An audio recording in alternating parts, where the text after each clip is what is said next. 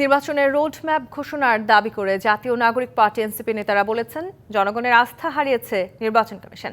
এই দায় নিয়ে তাদের পদত্যাগ করতে হবে। দেশের গুরুত্বপূর্ণ সময়ে সবাইকে ঐক্যবদ্ধ থাকার আহ্বান জানিয়ে তরুণ রাজনীতিবিদরা বলেন, সব রাজনৈতিক দলের সাথে আলোচনা করেই করিডোরের বিষয়ে সিদ্ধান্ত নিতে হবে। তারা দাবি করেন, সরকারে থাকা ছাত্র উপদেষ্টাদের সাথে এনসিপির কোনো সম্পর্ক নেই। শনিবার দুপুরে রাজধানীর বাংলা মোটরের কার্যালয়ে জাতীয় নাগরিক পার্টি এনসিপির সংবাদ সম্মেলন। উপস্থিত হন কেন্দ্রীয় নেতারা। সব দলের সাথে আলোচনা করে নির্বাচনের রোড ম্যাপ ঘোষণার দাবি জানানো হয় সংবাদ সম্মেলনে। গণ অভ্যুত্থানের সমর্থনে জনগণের পক্ষের সরকার হতে হবে, যারা গণতন্ত্র এবং সংস্কার নিশ্চিত করবে।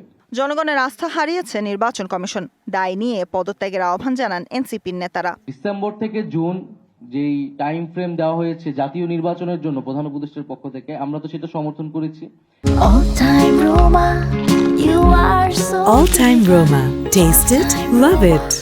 আমরা বলছি যে তার আগেই যে জুলাই ঘোষণাপত্র, বিচার, সংস্কার এগুলার নিশ্চিত করে আমরা জাতীয় নির্বাচনের দিকে যেতে পারি। রাজনীতি 11-র আভাস পাওয়া যাচ্ছে, অভিযোগ করা হয় সংবাদ সম্মেলনে। আমরা সেনাবাহিনীর প্রতি আমাদের শ্রদ্ধা আছে। সেনাবাহিনী দেশের গুরুত্বপূর্ণ একটি প্রতিষ্ঠান, কিন্তু তার কাজ নয় রাজনৈতিক বিষয়ে সিদ্ধান্ত দেওয়া।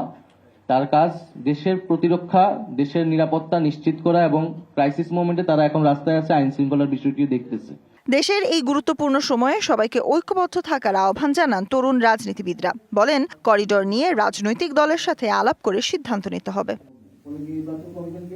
Sultana Swarna, DBC news, Dhaka.